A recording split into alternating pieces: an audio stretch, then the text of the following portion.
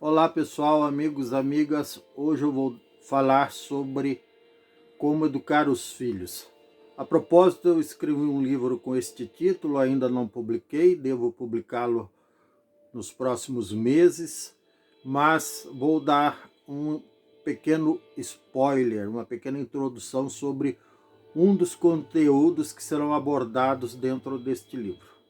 É muito comum vermos jovens assustados, casados ou não, ou pais recém-formados, digamos assim, entre aspas, pais frescos, como se diz na gíria popular, assustados, querendo ter no máximo um filho ou nenhum, porque, segundo a sua concepção e percepção e outros ãos, o mundo está perdido. Eu conheço pessoas que vivem repetindo esse jargão, com o qual eu não concordo de antemão, porque o mundo não está perdido.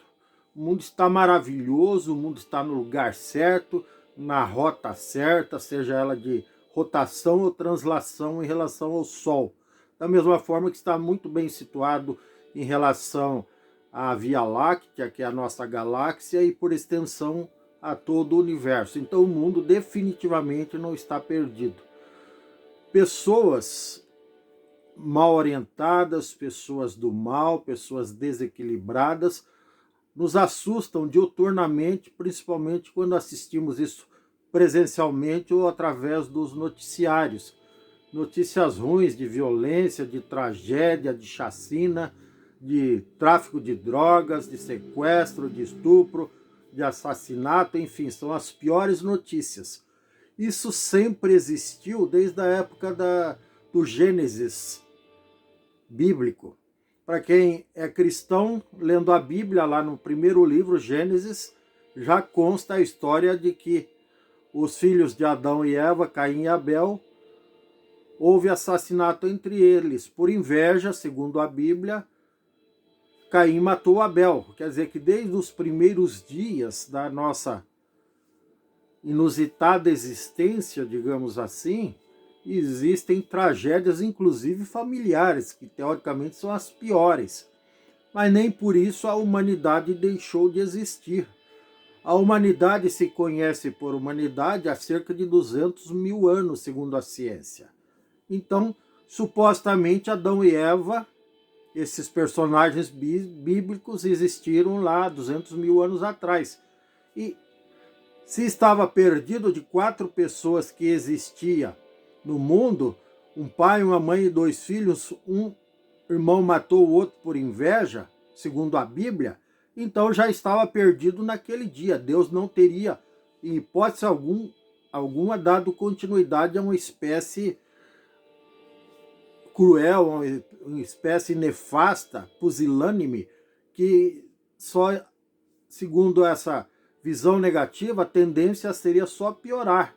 Só que não, nós tivemos ao longo da história da humanidade, sobretudo nos últimos 3 ou 4 mil anos, muitas histórias de crueldade, de chacina, de escravidão, não só dos negros aqui no Brasil e nas Américas todas, mas muito antes de Cristo já existia a invasão de um reinado ao outro, assim como está acontecendo que a Rússia invadiu a Ucrânia e massacres e torturas e saques, e, enfim, todo tipo de crueldade possível e até inimaginável que possa existir, mas nem por isso, em nenhum momento desses, com toda essa crueldade, essa maldade, o mundo esteve perdido. Pessoas maléficas, pessoas cruéis ao longo da história da humanidade, principalmente quando essas pessoas lograram alcançar cargos públicos, porque se impuseram, tomaram o poder pela força, ou porque iludiram os incautos, conseguindo se eleger com medidas populistas, como é muito comum, inclusive aqui no Brasil. Graças a Deus não temos tiranos cruéis na nossa história recente, pelo menos, aqui no Brasil, mas no mundo assistimos crueldade o tempo todo. Aquela guerra insana do Bashar al-Assad, lá do Líbano, que é o premier do Líbano, que tem um apego ao poder tão grande que permite que uma guerra civil dure décadas e ele não abre mão do poder. E essa guerra civil existe pura e simplesmente porque ele está no poder, massacrando seus opositores. Então, e nem por isso o mundo está perdido. E nem por conta da guerra da Rússia contra a Ucrânia ou outras guerras, essa que está acontecendo lá no Sudão agora, esse levante de dois ex-aliados disputando o poder, também uma guerra civil que está acontecendo no coração, digamos assim, lá da África, e outras guerras insanas, fazem do mundo um lugar inóspito. Nem durante a Segunda Guerra Mundial ou durante a Primeira Guerra Mundial, que começou lá em 1917, e a Segunda, que durou de 1939 a 45, o mundo estava perdido. O mundo estava assistindo, inerte, pessoas insanas se matando, se destruindo, nações se destruindo, mas nem por isso o mundo estava perdido. Então você, pai fresco, ou aspirante a pai ou mãe, que quer constituir uma família, saiba o seguinte, que isso é o que eu ensino para os meus filhos, e vou, por extensão, coloquei nesse meu livro. Se você não pode mudar o mundo, dê um mínimo de contribuição, faça o melhor possível, com atitudes de generosidade, de empatia, de simpatia, de cidadania. Faça o melhor possível para ser uma boa pessoa, um bom cidadão, um bom marido, uma boa esposa, um bom pai. Dê bons exemplos para o seu filho, para a sua filha.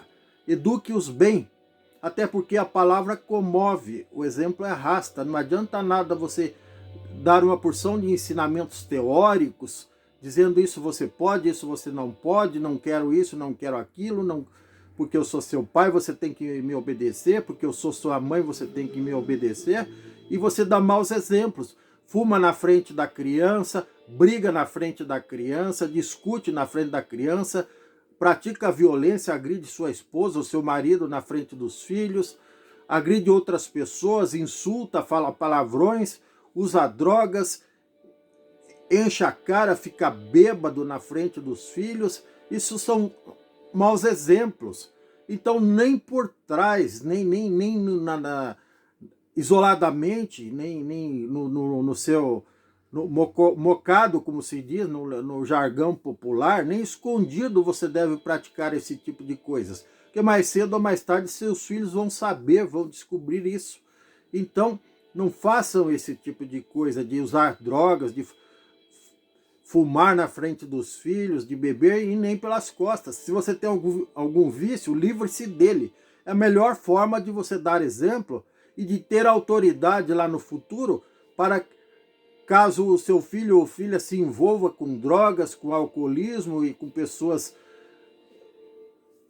más, pessoas criminosas de toda a espécie, você tem autoridade, tenha legitimidade para cobrar desse seu filho ou filha que não pratique esse tipo de coisa, até porque ela nunca viu e não soube que você fazia isso.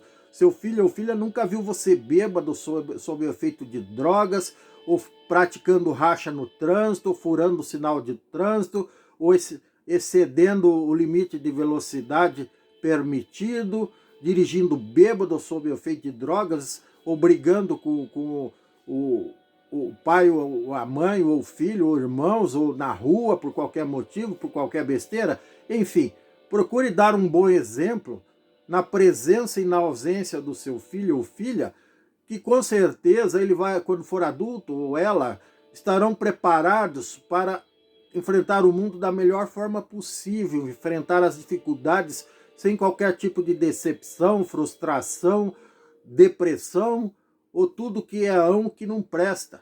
Então é tudo uma questão de dar bom exemplo. Eu vou repetir, a palavra comove, o exemplo arrasta. Esse jargão não é meu, esse dito popular não é meu.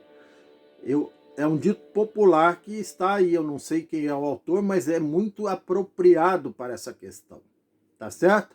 Então, e assim você pode ter, como eu já disse no outro vídeo, você pode estar tranquilo, sereno e com a graça de Deus preparado para ter no mínimo 2 filhos, até porque só um filho único, uma filha única, não é suficiente para fazer a alegria da família.